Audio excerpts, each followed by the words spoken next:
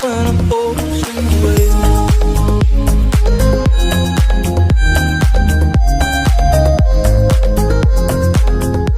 चलिए आज की वीडियो शुरू करते हैं। दोस्तों वीडियो शुरू करने से पहले मैं आपको एक बात बता दूं कि आपने अभी तक हमारे इस चैनल को सब्सक्राइब नहीं किया हो तो नीचे पर आपको ग्रीन बटन में सब्सक्राइब करके लिखा रहा होगा, इसके ऊपर क्लिक कर लीजिए और साइड में नोटिफिकेशन बेल भी आएगा, उसको भी क्लिक कर लेते हैं कि आपको मिल सके हमारे अगले वीडियो की नोटिफिकेशन सबसे पहले और आप कुछ नया सीख सके।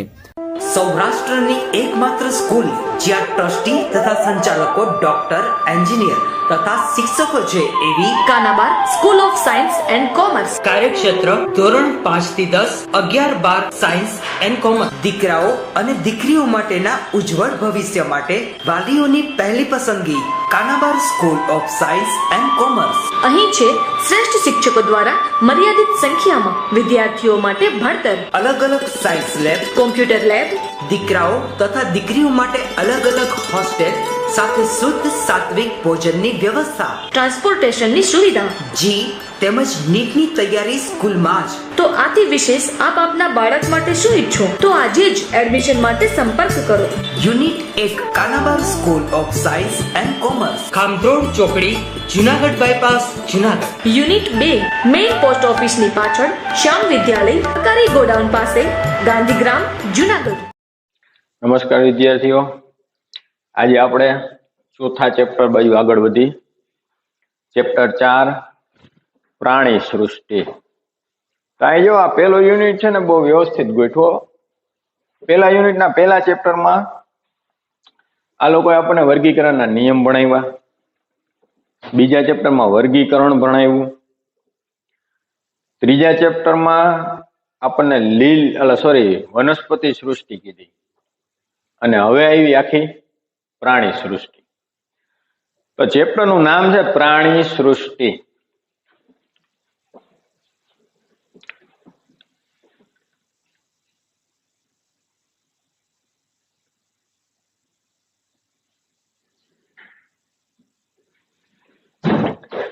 તો આ ચેપ્ટરની અંદર આપણે જો કે પ્રાણીઓ તો વિશ્વની અંદર લાખોની સંખ્યામાં છે. આ બધા જ પ્રાણીઓને તેમના ગુણધર્મને આધારે એટલે કે વર્ગ, જાતિ, કક્ષા ને આધારે જુદા જુદા વર્ગોમાં અથવા તો આપણે વર્ગીકરણની ભાષામાં વાત કરી તો ચરણોમાં ગોઠવવામાં આવ્યા. પ્રસ્તાવના 2-3 લીટીની જ છે એટલે એમાં કઈ બહુ લાંબુ નથી, ખાલી એવું કીધું છે કે ભાઈ આ બધા જ પ્રાણીઓને વર્ગીકૃત કરવામાં આવ્યા. હવે આપણે એનો સવિસ્તાર અભ્યાસ કરશું એવું કીધું.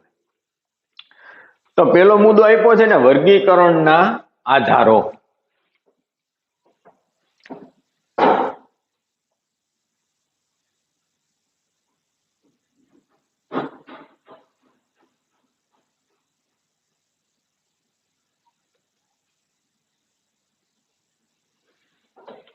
વર્ગીકરણના આધારો.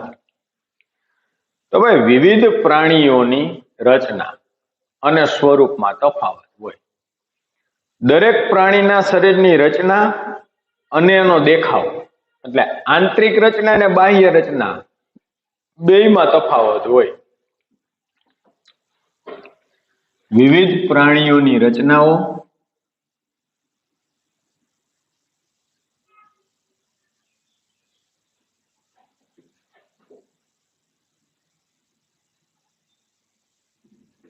અને સ્વરૂપમાં વિવિધતા હોય છે. કોને આધારે?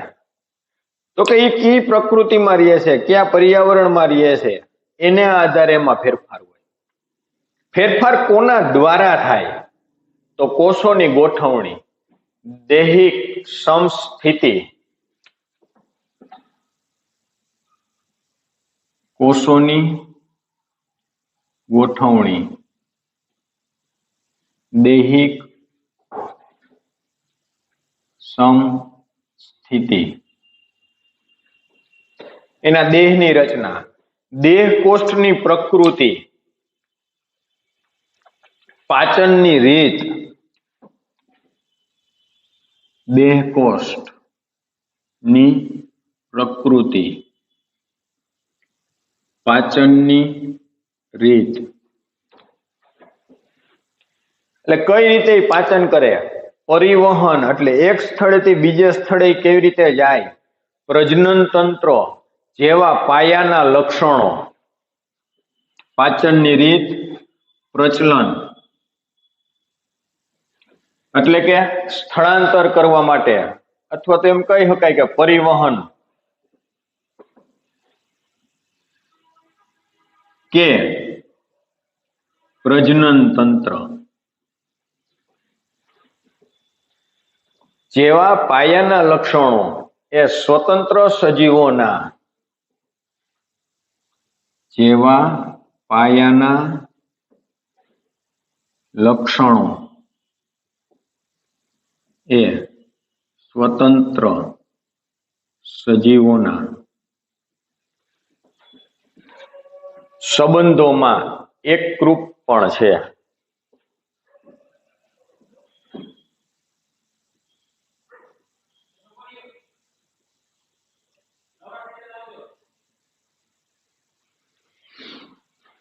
તો આ બધાય લક્ષણો આધાર રાખે, આ બધાય લક્ષણોને ધ્યાનમાં રાખી દરેક પ્રાણીનું શરીરની રચનાનું નિર્માણ થયું હોય. અને દરેક પ્રાણીની અંદર એટલે કે જુદી જુદી જાતિના દરેક પ્રાણીની અંદર આ રચનામાં વિવિધતા હોય. પ્રાણી વર્ગીકરણના આધાર તરીકે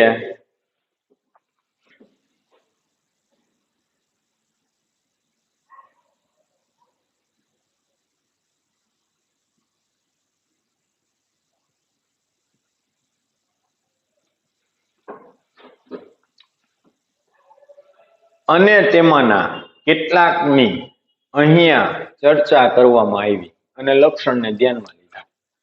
આધાર તરીકે તેમની ચર્ચા અને લક્ષણોને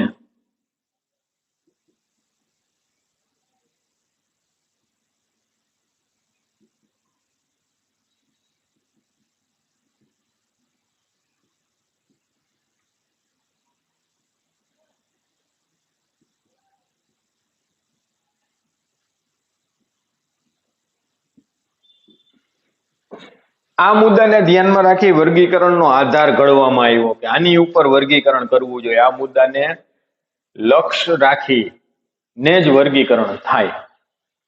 પ્રાણીઓની રચનાઓ અને સ્વરૂપમાં વિવિધતા હોય. કેવી રીતે? તો કે એના કોષોની ગોઠવણી, દૈહિક સમસ્થિતિ, દેહ કોષની પ્રકૃતિ, પાચનની એની રીત, પ્રચલન કે પ્રજનન તંત્ર જેવા પાયાના લક્ષણો એ સ્વતંત્ર સજીવોના સંબંધોમાં એકરૂપ છે. પ્રાણી વર્ગીકરણના આધાર તરીકે તેની ચર્ચા કરવામાં આવી અને એના લક્ષણોને ધ્યાનમાં લેવામાં આવ્યા. હવે છોકરાઓ, આયોજનના સ્તરો. આજનું અને આવતીકાલનું, આજનું લેક્ચર ને આના પછીનું, આ બે લેક્ચર અગત્યના છે.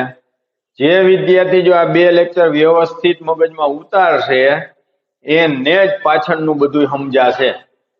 આ હું તમને ચોખવટ કરી દઉં, કારણ કે આ બે લેક્ચરમાં જ બધા જ પ્રકારની વ્યાખ્યાઓ આવશે. આયોજનના સ્તરો.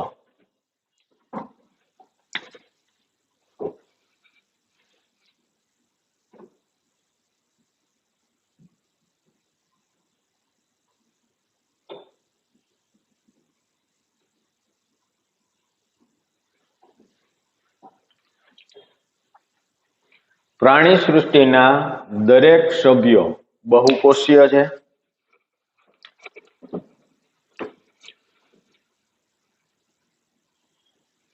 પ્રાણી સૃષ્ટિના દરેક સભ્ય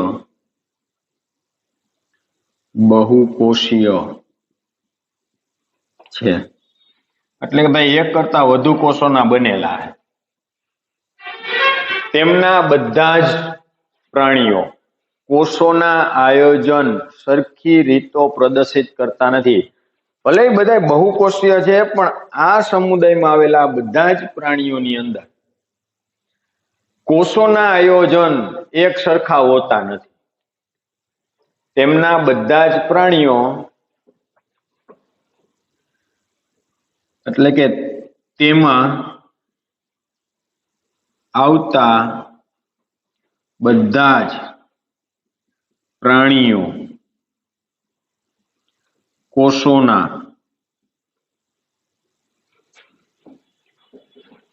આયોજન સમાન દર્શાવતા નથી. એટલે બધાની અંદર કોષોની ગોઠવણી એક સરખી હોતી નથી, કહેવાનો મતલબ એ.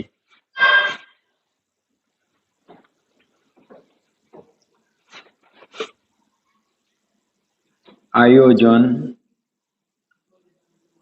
સરખી ગોઠવણી દર્શાવતા નથી. એ બધા એક સરખી ગોઠવણી નથી દર્શાવતા. બધાની અંદર કોષોની ગોઠવણી કેવી છે? જુદી. સછિદ્ર સમુદાયના પ્રાણીઓમાં કોષો સછિદ્ર સમુદાયના પ્રાણીઓમાં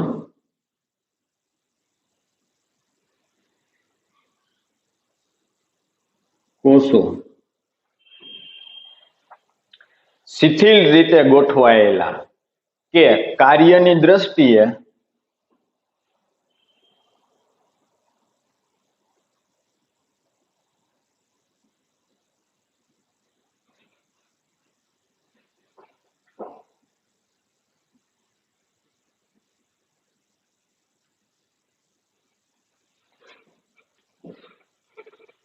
એકબીજા સાથે જોડાયેલા હોતા નથી.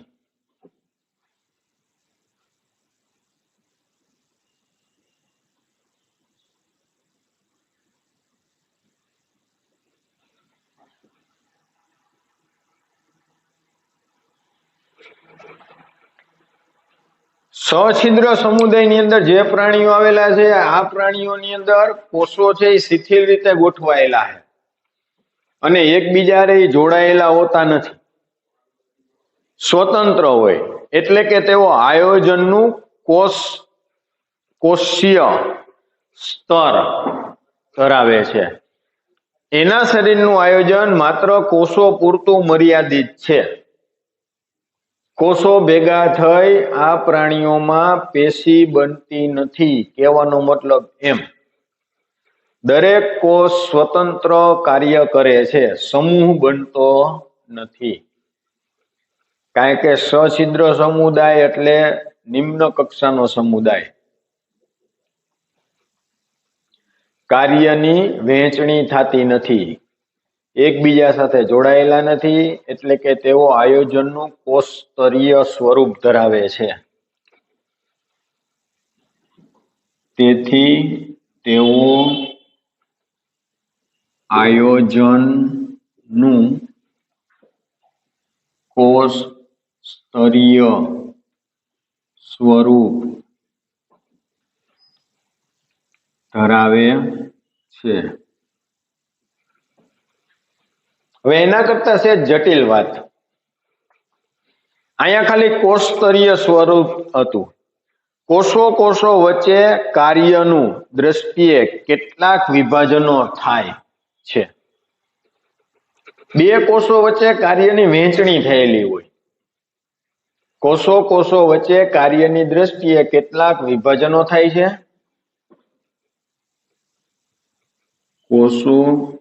કોષો વચ્ચે કેટલાક કાર્યનું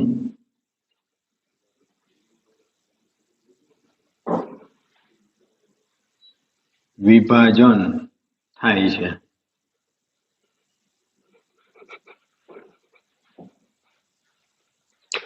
એમની વચ્ચે વિભાજન થાય. કોષ્ઠાંત્રીઓમાં કોષોની ગોઠવણી વધુ જટિલ છે.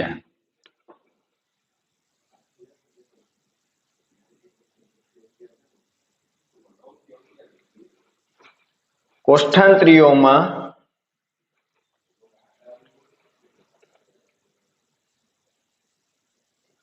કોષોની ગોઠવણી એટલે કે આના કરતા સછિદ્ર કરતા કોષ્ઠાંત્રીની અંદર કોષોની ગોઠવણીમાં સેજ જટિલતા આવી.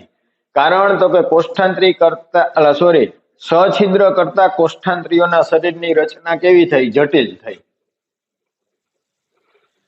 કોષોની ગોઠવણી વધુ જટિલ છે.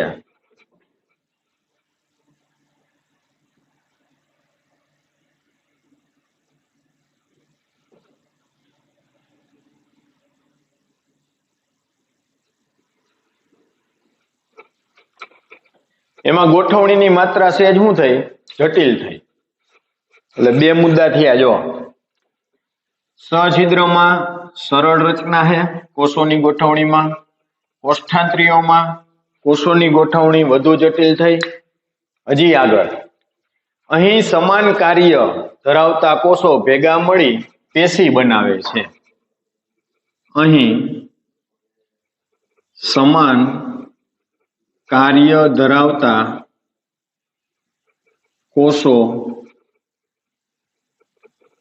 ભેગા મળીને પેશીની રચના કરે છે. અહીંયા ખાલી કોષો એકબીજાથી છૂટા હતા એટલે કોષ સ્તરીય આયોજન હતું. હવે આમાં સમાન કાર્ય ધરાવતા કોષો ભેગા મળ્યા અને પેશીની શું કરી? રચના. તો આવી જે રચના બની એને શું કહેવાય? પેશી સ્તરીય આયોજન. આથી તેને પેશી સ્તરીય આયોજન કહે છે.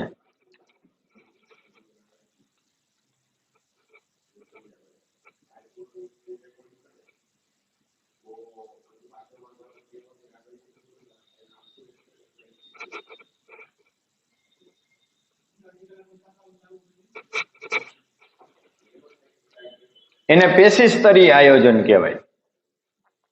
એટલે જટિલતાનો વધારો થયો. આયોજનના ઉચ્ચ સ્તરોમાં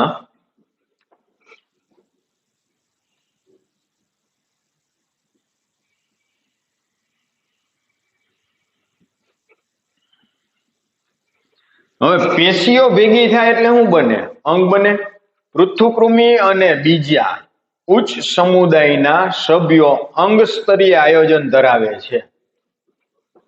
પૃથુકૃમિ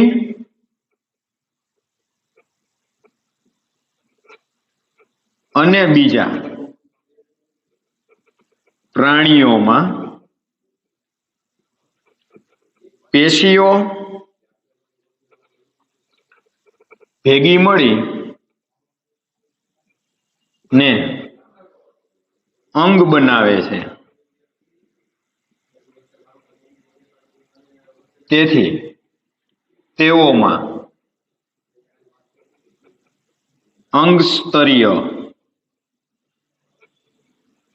આયોજન જોવા મળે છે.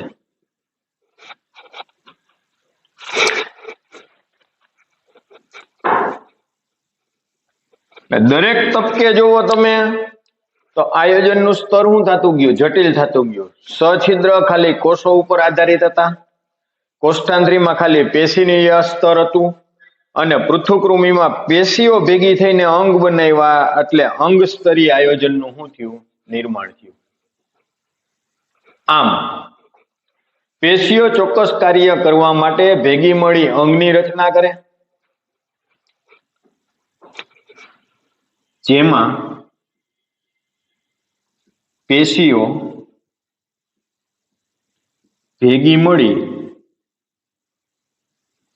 ચોક્કસ કાર્ય કરવા માટે અંગની રચના કરે છે.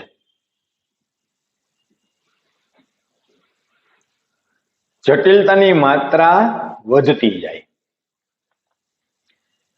નુપુરક, સંધિપાદ, મૃદુકાય,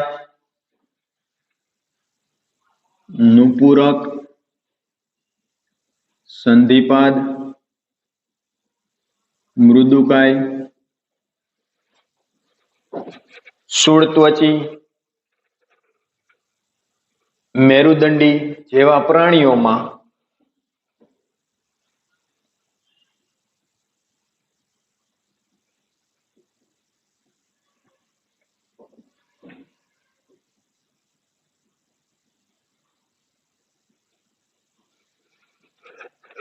આવા બધા જ પ્રાણીઓમાં અંગો એ કાર્યકી તંત્રના સ્વરૂપમાં એકત્રિત થઈ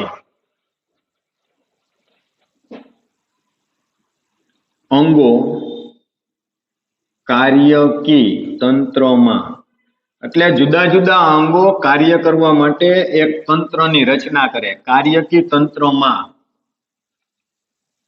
એકરૂપ થઈ અને અંગતંત્રનું નિર્માણ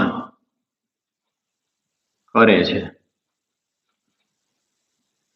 તેથી તેઓમાં અંગતંત્ર સ્તરીય આયોજન જોવા મળે છે. એ બધાની અંદર અંગતંત્ર સ્તરીય આયોજન જોવા મળે છે. હવે તમને સ્પષ્ટતા થઈ ગઈ હશે કે દરેક વખતે એક સ્ટેપ વધતો ગયો. દરેક તંત્ર ચોક્કસ દેહધાર્મિક કાર્ય સાથે સંકળાયેલા છે.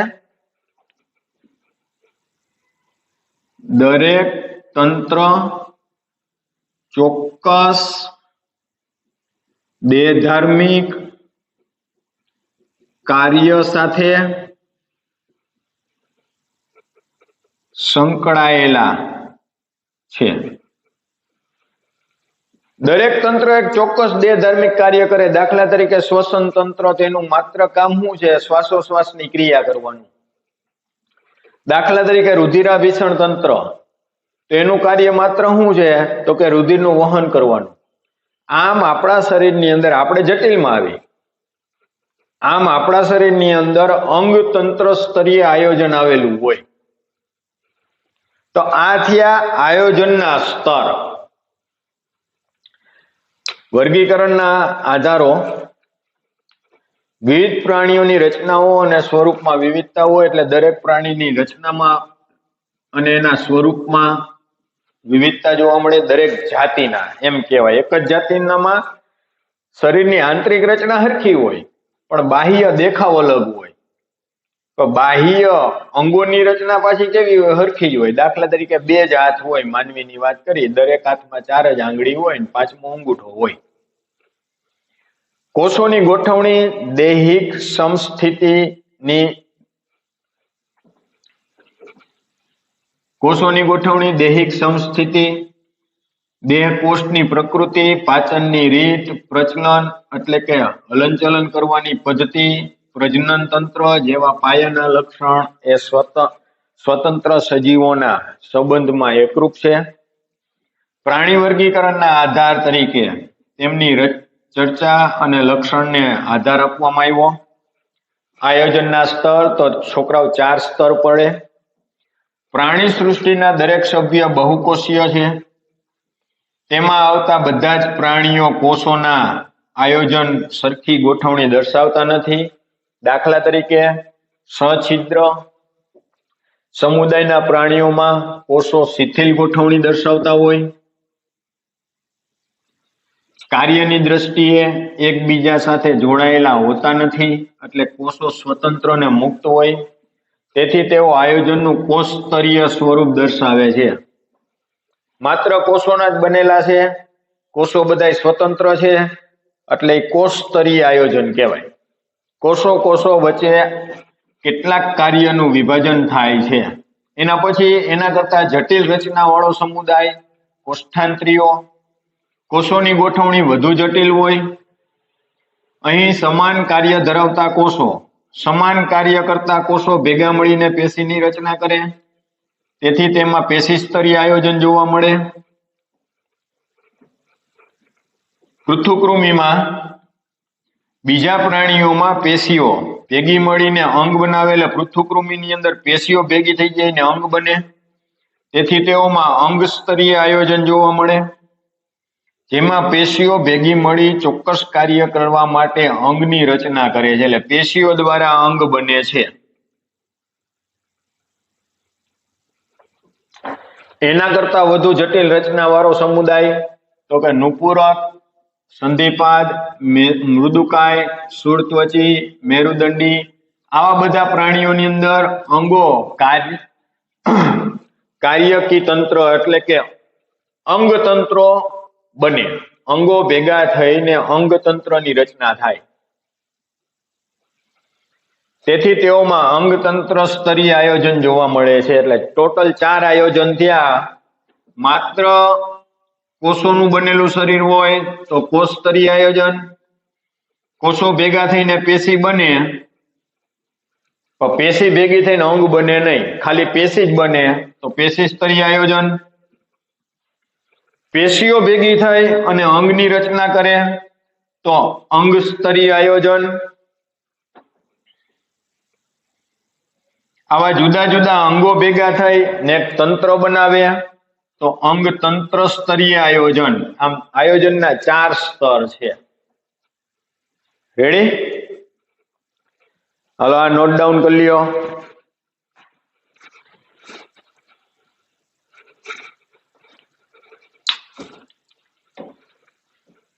અહીંથી આગળ જવાનું થાય છે આપણે.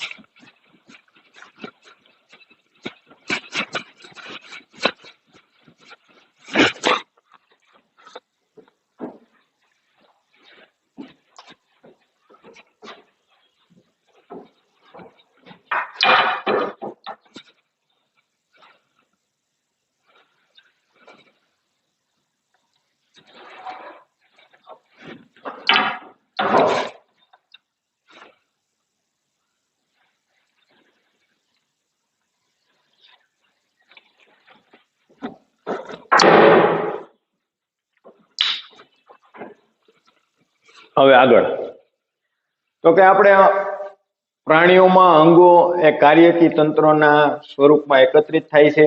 દરેક તંત્ર ચોક્કસ દેહધાર્મિક કાર્ય સાથે સંકળાયેલા છે, જેને અંગ તંત્ર સ્તરીય આયોજન કહે છે. ત્યાં સુધી પહોંચ્યા. પ્રાણીઓના જુદા જુદા સમૂહોના અંગ તંત્ર વિવિધ રીતે પ્રાણીઓના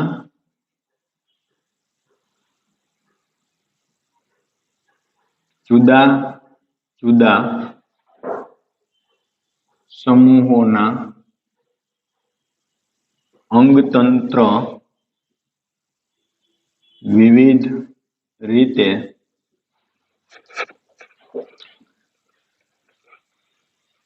જટિલતા પ્રદર્શિત કરે છે. એટલે એમાં બધામાં પાછી શું આવે? જટિલતા. ભલે અંગતંત્ર સ્તરીય આયોજન હોય, પાછું એમાંય જુદી જુદી રચના હોય.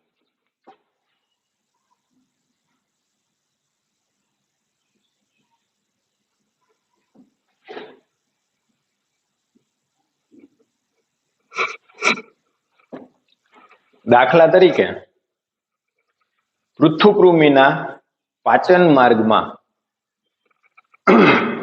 મુખદ્વાર અને મળદ્વાર બંને માર્ગ એક જ સામાન્ય દ્વાર મારફતે ખુલે.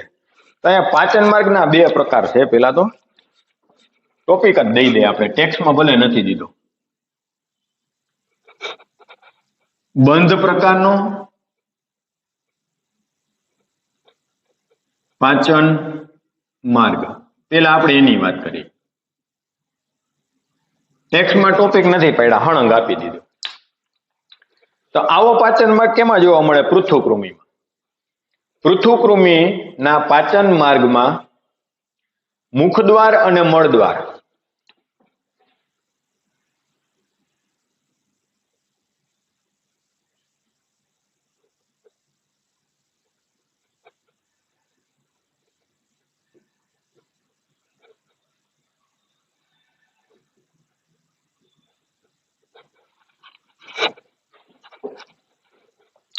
બંને માત્ર એક જ સામાન્ય દ્વાર મારફતે દેહની બહાર ખુલે છે.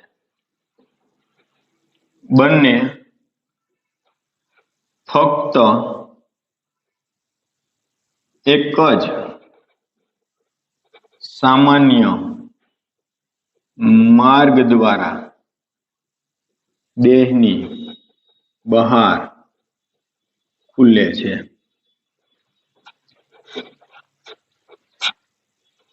આથી તેને અપૂર્ણ પાચન માર્ગ તરીકે પણ ઓળખવામાં આવે છે. એટલે બંધ પ્રકારનો પાચન માર્ગ, ખુલ્લા પ્રકારનો પાચન માર્ગ, અથવા તો આપણે અહીંયા નામ ફેરવી પણ શકીએ કે અપૂર્ણ પાચન માર્ગ.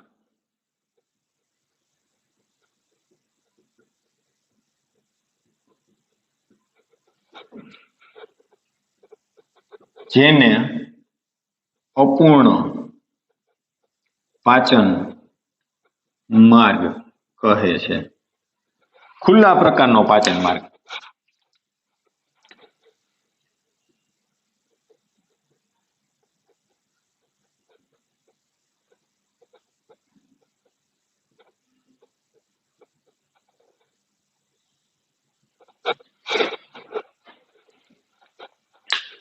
ખુલ્લા પ્રકારનો અથવા તો એને સંપૂર્ણ પાચન માર્ગ કહેવાય.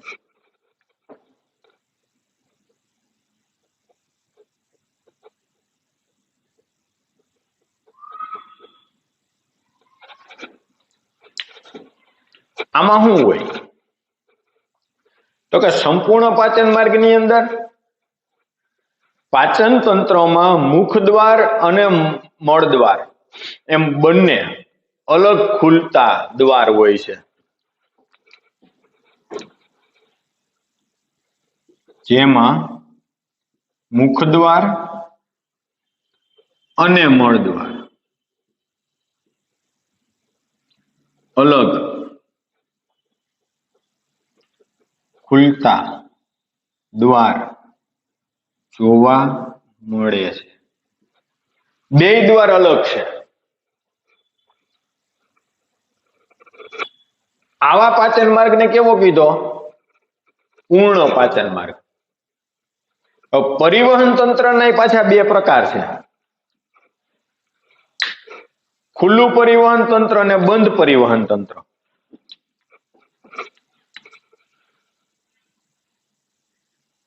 ખુલ્લું પરિવહન તંત્ર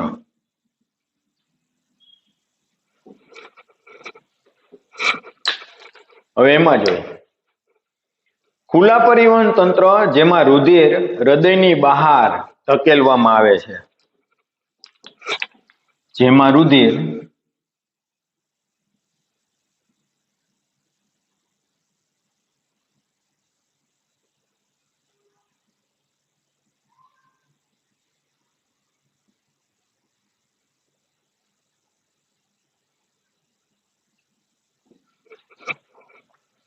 રુધિરને હૃદયની બહાર ધકેલવામાં આવે. કોષો અને પેશીઓ તેમાં ડૂબેલા હોય છે. એટલે કે કોષો અને પેશીઓની વચ્ચે રુધિર આવેલું હોય.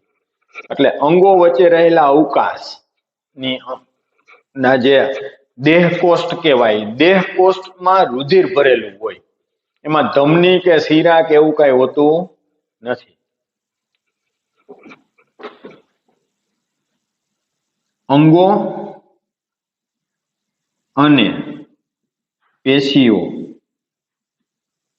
તેમાં તરબોળ એટલે કે એમાં ડૂબેલા હોય.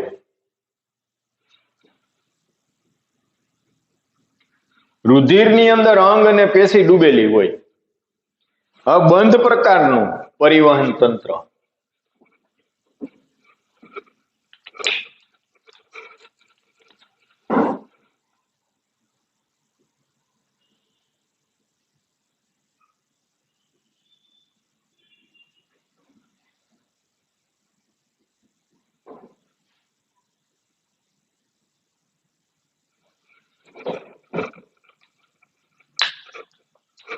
આમાં જ્યાં રુધિર એ વિવિધ વ્યાસની વાહિનીઓમાં,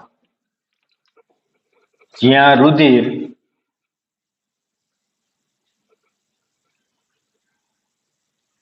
વિવિધ પ્રકારની વાહિનીઓમાં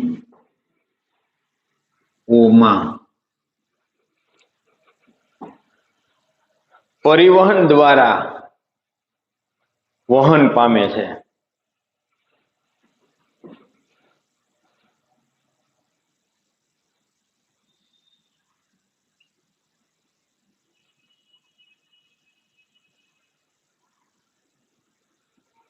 એટલે કે શરીરની અંદર રુધિર ખુલ્લું હોતું નથી. રુધિર ધમની, શિરા અને વાહિનીમાં વહન પામે. રુધિર ધમની, શિરા અને વાહિનીમાં વહન પામે છે. ખુલ્લું ન હોય એટલે એને કેવું કીધું? બંધ પ્રકાર, ખુલ્લું પરિવહન તંત્ર ને બંધ. જો રુધિર છે એ દેહ કોષ્ઠમાં આવેલું હોય, એમાં વાહિની ન હોય, અંગો અને પેશીઓ રુધિરમાં ડૂબેલા હોય તો એને ખુલ્લા પ્રકારનું પરિવહન તંત્ર કહેવાય. જો રુધિર છે એ ધમની, શિરા કે શિરિકાઓમાં કે વાહિનીઓમાં આવેલું હોય તો એને બંધ પ્રકારનું રુધિરાભિસરણ તંત્ર કહેવાય. હજી આગળ, તો આની પહેલા આપણે કેટલી વ્યાખ્યા લીધી? આયોજનના સ્તરમાં 4. જો શરીર માત્ર કોષોનું બનેલું હોય, કોષો એકબીજા સાથે જોઈન્ટ ન હોય તો કોષ સ્તરીય આયોજન. જો કોષો ભેગા થઈને પેશી બનાવતી હોય અને પેશીથી શરીર ચાલતું હોય તો પેશી સ્તરીય આયોજન. જો પેશીઓ ભેગી થઈ અને અંગ બનાવતું હોય, અંગો દ્વારા શરીર ચાલતું હોય તો અંગ સ્તરીય આયોજન. જો અંગો ભેગા થઈ અને તંત્રનું નિર્માણ થતું હોય તો અંગ તંત્ર સ્તરીય આયોજન. પછી આવ્યા પાચન માર્ગ, અપૂર્ણ પાચન માર્ગ, સંપૂર્ણ પાચન માર્ગ અથવા તો બંધ પ્રકારનો પાચન માર્ગ કે ખુલ્લા પ્રકારનો પાચન માર્ગ. તો જો પૃથુકૃમિના પાચન માર્ગમાં મુખ દ્વાર ને મળ દ્વાર બંને ફક્ત એક જ સામાન્ય માર્ગ દ્વારા દેહની બહારની બાજુએ ખુલતા હોય તો એને અપૂર્ણ પાચન માર્ગ કહેવાય. જો મુખ દ્વાર અને મળ દ્વાર બે અલગ અલગ ખુલતા હોય તો એને સંપૂર્ણ પાચન માર્ગ કહેવાય. ખુલ્લું પરિવહન તંત્ર, જેમાં રુધિર હૃદયની બહાર ધકેલવામાં આવતું હોય, અંગો અને પેશીઓ રુધિરની અંદર ડૂબેલા હોય એટલે કે તરબોળ હોય તો એને ખુલ્લા પ્રકારનું કહેવાય. બંધ પ્રકારમાં, જ્યાં રુધિર વિવિધ પ્રકારની વાહિનીઓ દ્વારા પરિવહન પામતું હોય, રુધિર ધમની, શિરા અને વાહિનીમાં વહન પામતું હોય તો એને બંધ પ્રકારનું કહેવાય. આટલું બધું ડીપમાં જવાનું કારણ એ છે કે આના પછી જ્યારે ટોપિક ચાલુ થાય ત્યારે દાખલા તરીકે સંધિપાત સમુદાય આવ્યો તો ન્યાય એવું લખેલું હશે ખાલી કે તેમાં પરિવહન બંધ પ્રકારનું, પાચન માર્ગ અપૂર્ણ, કોષ સ્તરીય આયોજન, પેશી સ્તરીય આયોજન. પછી ન્યા વ્યાખ્યા આપી ન હોય, જો અત્યારે આપણને વ્યાખ્યાઓ સમજાણી હોય તો ન્યા આપણને મુદ્દો સમજવો હેલો પડે. ટેક્સ્ટમાં તમે તમારી રીતે જરાક જોજો એટલે તમને આઈડિયા આવશે. હવે આવી સમિતિ.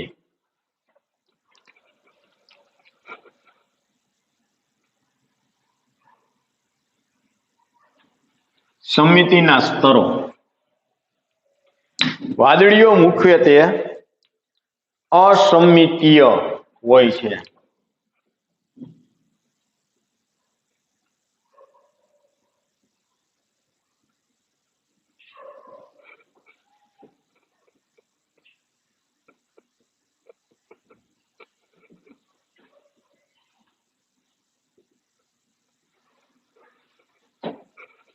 એટલે કે જો મધ્ય અક્ષમાંથી પસાર થતી ધરી, જો મધ્ય અક્ષ માંથી પસાર થતી ધરી.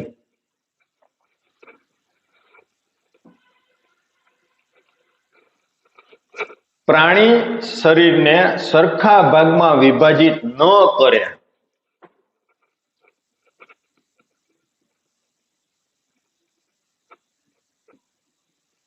બે સરખા ભાગમાં વિભાજિત ન કરે તો તેને અસંમિતિ કહે છે.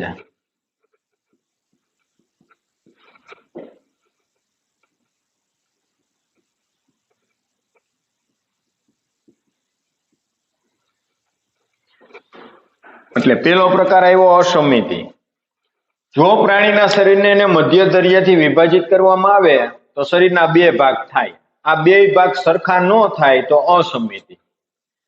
જ્યારે પ્રાણી શરીરને મધ્ય અક્ષમાંથી પસાર થતી ધરી સજીવને બે સરખા ભાગમાં વિભાજિત કરી નાખે તો તેને અરિયસંમિતિ. જ્યારે પ્રાણી શરીરના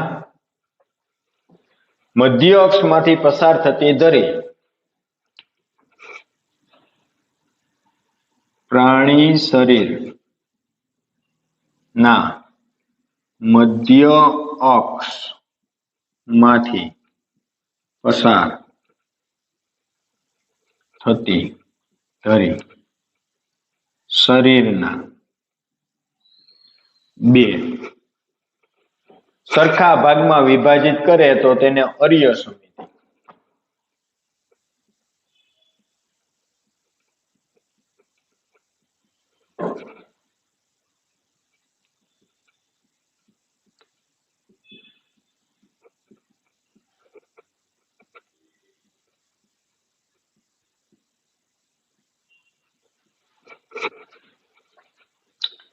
કોષ્ઠાંત્રી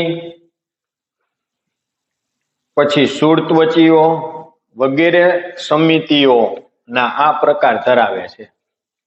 હવે નુપુરક સંધિપાત સમુદાયના પ્રાણીઓ જ્યાં પ્રાણી શરીરને મધ્ય અક્ષ પર કોઈ એક જ ધરીથી બે સરખા, આખી વ્યાખ્યા લખું કે પ્રાણી શરીરને મધ્ય અક્ષ પર પ્રાણી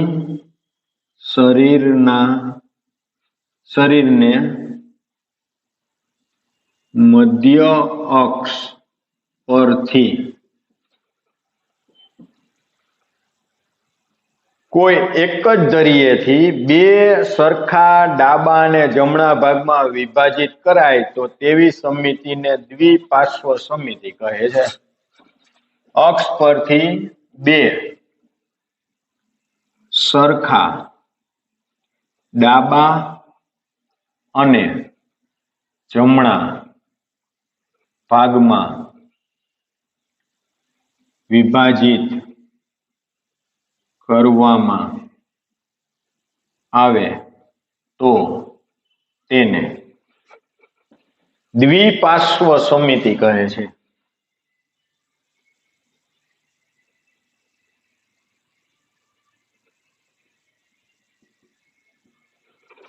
રેડી? તો આ થયા સમિતિને આધારે સ્તરો. હાલો જોઈ લ્યો જી એકવાર.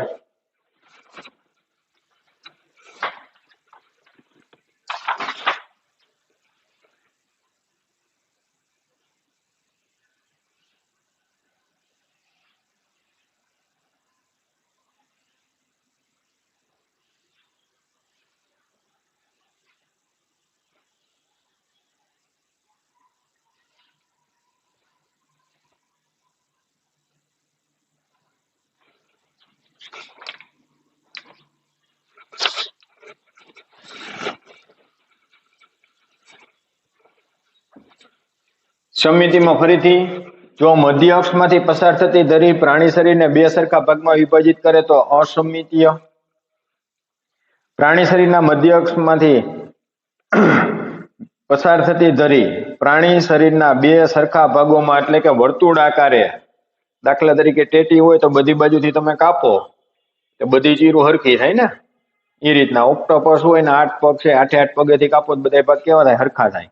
એટલે અર્ય વર્તુળ આકારે.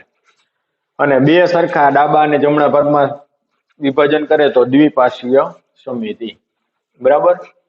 આવતા લેક્ચરમાં હજી વ્યાખ્યાઓ જ આવશે બધી, એટલે બધી વ્યવસ્થિત તમે જોઈ લેજો.